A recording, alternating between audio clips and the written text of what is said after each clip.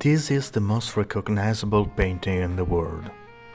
After the Mona Lisa, nothing comes close. It hangs in a museum in Oslo, Norway, behind bulletproof glass, under cameras, protected like a nuclear weapon. But it wasn't always protected, because someone stole it, twice, and the second time, what they did to it changed the painting forever. Edvard Munch painted the Scream in 1893.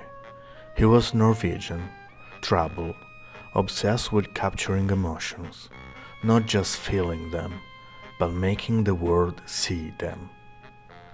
The Scream showed a figure on a bridge at sunset, hands to face, mouth open, not screaming, being the scream, pure anxiety, pure existential terror. Munch explained it this way. He was walking across a bridge with friends. The sun was settling. Everything turned blood red. He felt the universe screaming inside him. That's what he painted. For over a century, the Scream became the visual symbol of modern anxiety, depression, fear.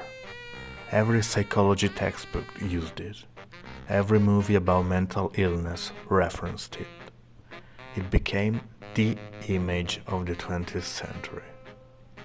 In 1994, the Norwegian National Museum decided to keep it safe.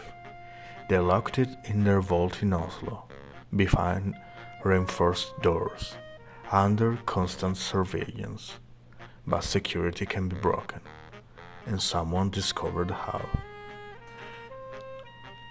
On February the 12th, 1994, thieves broke into the National Museum in Oslo during the day. Broad daylight, while tourists were inside, while guards were walking. They knew the security system, they knew the cameras, they knew exactly where the Scream hung. In minutes, maybe less, they unhooked the painting from the wall and walked out. No one stopped them. The thefts shocked Norway, shocked the world. The Scream, the most recognizable painting in the world, had been stolen by criminals who didn't even try to hide. Police launched the biggest art theft investigation in Norwegian history. Interpol got involved. International agencies searched. For weeks, nothing. Then, after 75 days, something unexpected happened. The painting was recovered, found in a storage unit outside of Oslo, mostly undamaged, returned to the museum. The thieves were arrested, sentenced, case closed, or so everyone thought. Fast forward to 2004, 10 years later. The National Museum had increased security. New cameras, new guards. The Scream was supposedly safer than ever.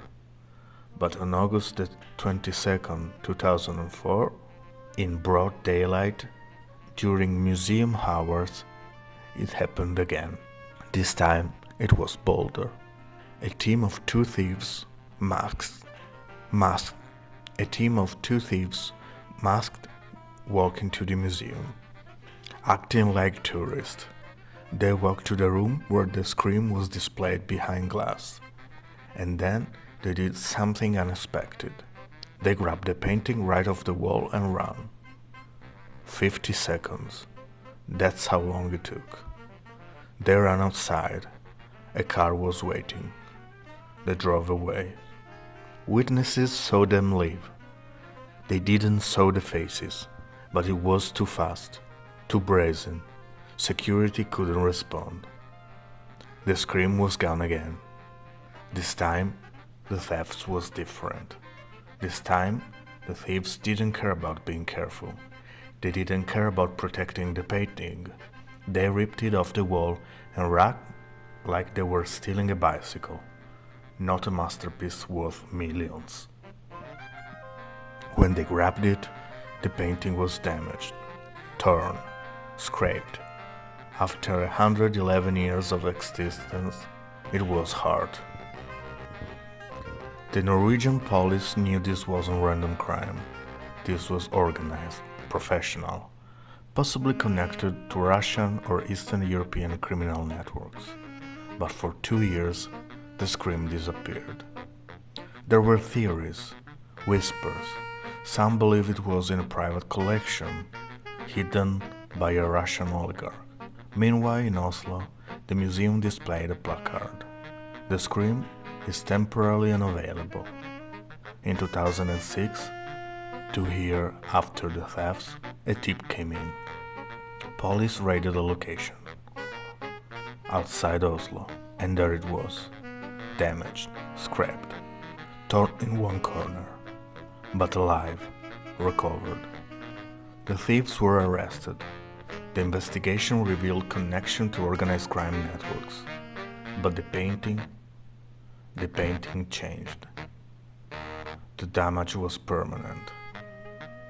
Conservators worked for months to restore it. They filled the tears. They cleaned the surface. They made it whole again. But you can still see the scars if you look closely. The painting that once represented the anxiety of modernity now also represents trauma, damage, theft, violation. Why steal the same painting twice? Why not steal something else? Why risk it? Some theorists believe the scream was targeted because it was valuable. Others believe it was stolen on commission. Someone paid for it specifically. That's obsession. Or a message. Munch painting is about the feeling that your mind is screaming and the world can hear it. It's about being trapped inside terror that no one understands. The theft, especially the violent brazen theft of 2004, turned that into reality. The painting was screaming, and no one could protect it. Today, the scream hangs in the National Museum again, behind reinforced glass, under constant surveillance, with armed guards. It's probably the most heavily protected hardware in the world. But the memory of the theft, the damage, the violation, that's part of the painting now too. You can't separate the art from its history of thefts anymore. The scream still is in Oslo, still attracting visitors from around the world. Most of them don't know about the thefts. They just see an anxious figure on the bridge and feel something deep inside them. But if you look very carefully at the corner, you may see the scars. Reminders that even the most protected masterpiece in the world can be stolen, can be damaged, can be changed forever. The painting screams, the world screams, and sometimes thieves listen. Subscribe for more stories about art, crime, and the mysteries hidden in the world's greatest masterpieces.